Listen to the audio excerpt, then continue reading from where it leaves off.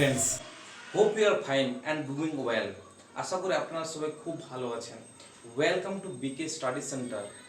এখানে আমি একদম বেসিক থেকে শুরু করেছি ইংরেজি গ্রামারের একদম বেসিক থেকে টেন্স এবং কোনগুলো important for starting our English and try to speak in English per day. তো সেই ভিডিওগুলো আমি আপলোড করছি, আপনারা চাইলে সেই প্লেলিস্টে যেয়ে দেখতে পারেন। আচ্ছা, আমি আজকে যে বিষয়টার উপর কথা বলবো সেটা হচ্ছে How did I learn English? Learn English. আমি কিভাবে ইংরেজি শিখেছি। আমি অনেক দিন আগে একটা ভিডিও আপলোড করেছি How did I learn English? But তখন আমি বুঝতে পারিনি যে কিভাবে ভিডিও আপলোড করতে হয়, কিভাবে আমাকে বলতে হবে ক্যামেরার সামনে, খুব একটা আমি ভালোভাবে করতে পারিনি।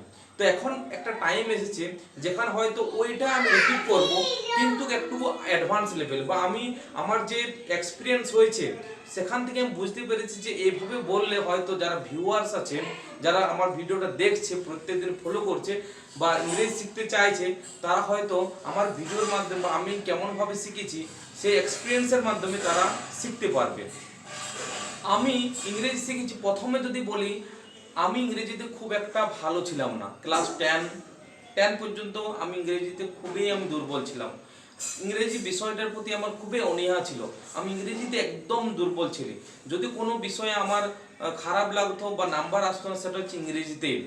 ওকে, 10th এক্সামের পর আমি অনেকটা ডেভেলপ করেছি, অনেকটা আমি বুঝতে পেরেছি। ওকে, কিন্তু আমার এই গ্রামার বিষয়টি, আমার স্পিকিংয়ের বিষয়টি আমার কোনোদিন মাথায় ঢুকতো না। মানে আমি রিডিং পড়ে নিতাম, কিন্তু কিভাবে ওটা ট্রান্সলেট করব বা কিভাবে বলতে হবে সেটা কিন্তু আমি পারতাম না।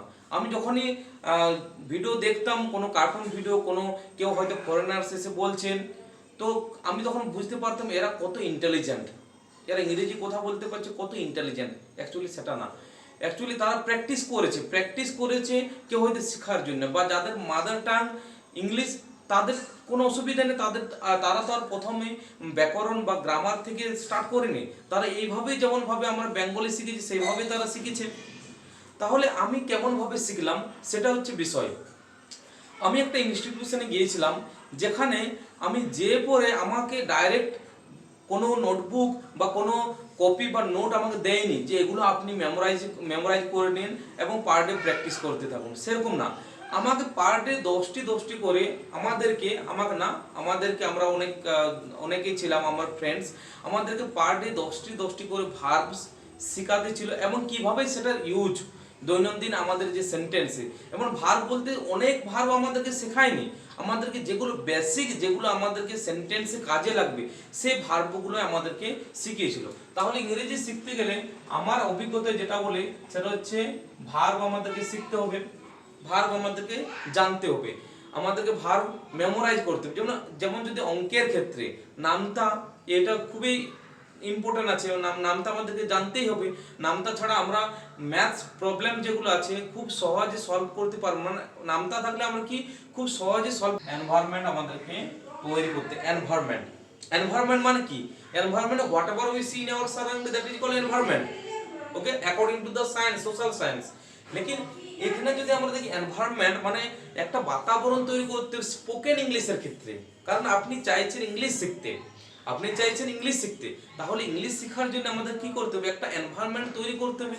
এনভায়রনমেন্ট তৈরি করা মানে কি, যে আপনার যদি সাপোজ আপনার সাথে কেউ হয়তো ইংরেজি শিখতে চাইছে, আপনি তাকে বললেন তাহলে চলো আমরা শুরু করা যায় ইংলিশ শিখবো। তো কিছু সেন্টেন্স ওর সাথে আপনি কনভারসেশন করলেন। আচ্ছা, এই ধরনের একটা হতে পারে। বা আপনার যদি সেরকম কোনো ফ্রেন্ড নেই, আপনি ওই গাইডার হিসেবে কাউকে কাউকে নিতে পারেন যে হয়তো ইংলিশ জানে, তার সাথে আপনি কনভারসেশন করতে পারেন। ওকে, তো এরকম অনেক দিক আছে। যদি আমরা মোটামুটি প্রথম থেকে স্টার্ট করি, believe me, you can speak very good English. প্রথম বিগিনিং এ অনেকটা অসুবিধা হতে পারে, অনেকটা অসুবিধা বলতে আমরা বুঝতেই পারবো না আমি কি বলছি। আবার একটা হতে পারে যে আমরা যেটা বলছি সামনে যে আছে সেও বুঝতে পারবে না, কিন্তু কোনো অসুবিধা নেই। প্রথম আমাদের যে ল্যাঙ্গুয়েজটা আসবে সেটা কিন্তু একদম প্রপার বা আমাদের যে সঠিক আসবে সেটা না। আমাদের স্টার্টিং টাইমে আমাদের অনেক কিন্তু ভুল হবে একদম। আমরা সেখানে গিয়েছিলাম, আমাদের 5 থেকে 6 মাস হয়ে গেছিল, তখন ভাবতেছিলাম যে আমরা কখন ইংলিশ শিখবো, মানে আমরা অনেকটা কভার করেছিলাম, তা আমাদের কনফিডেন্স আসতেছিল না যে আমরা কখন শিখবো, আরও তখন ডেভেলপ কিভাবে আমরা করব। তো আমরা যদি এইগুলো একটু মাথায় রাখি তাহলে দেখবেন যে ইংরেজি শেখাটা অনেকটা বড় ব্যাপার না। ইংরেজি আমরা এরকম ভাবে মানে মজার ছলে একটু সিরিয়াসনেস আমাদেরকে একটু লাগবে, তাহলে কিন্তু আমি মনে করি যে সবাই ইংরেজিতে কথা বলতে পারবেন। আর ইংরেজিতে যারা মানে ইংরেজিটা যাদের খুব ইম্পর্টেন্ট, যাদের খুব দরকার ইন্টারভিউর ক্ষেত্রে, ইন্টারভিউ এখন খুব একটা ইম্পর্টেন্ট হয়ে গেছে ইন্টারভিউর ক্ষেত্রে, বা আপনি কোম্পানিতে একটু প্রমোশন চাইছেন, সেখানে ইংরেজিতে দরকার আছে, তাহলে ইংরেজিতে মানে ইংরেজিটা এখন যেহেতু ইম্পর্টেন্ট আছে, তো আমরা যদি শিখতে চাই তো আপনারা এই যে পয়েন্টসগুলো আমি বললাম মোটামুটি 6 পয়েন্টসে দিয়ে আমাদেরকে ফলো করতে হবে, এমনটাও নয় প্রথমে হয়তো আপনি সব পয়েন্টসগুলো নাও পেতে পারেন, কিন্তু আমি তো বিশ্বাস করি যে ফার্স্ট, সেকেন্ড, থার্ড, ফোর্থ, ওকে, এই ফোর্থ পর্যন্ত আপনারা পাবেন, এবং এনভায়রনমেন্টটা নিজেকে ক্রিয়েট করতে হবে। তো এইভাবে যদি আপনারা ফলো করেন, hope within 2-3 months you will be capable to speak English. I am not saying fluently, but at least you will try to speak English. Slowly your confidence will come, but at the beginning it will be okay. It will be okay for speaking English, trying English, okay. But you have to be sincere, you have to be concentrate, you have to be active. Then these are the points you have to follow and you have to remember. Okay, thank you very much.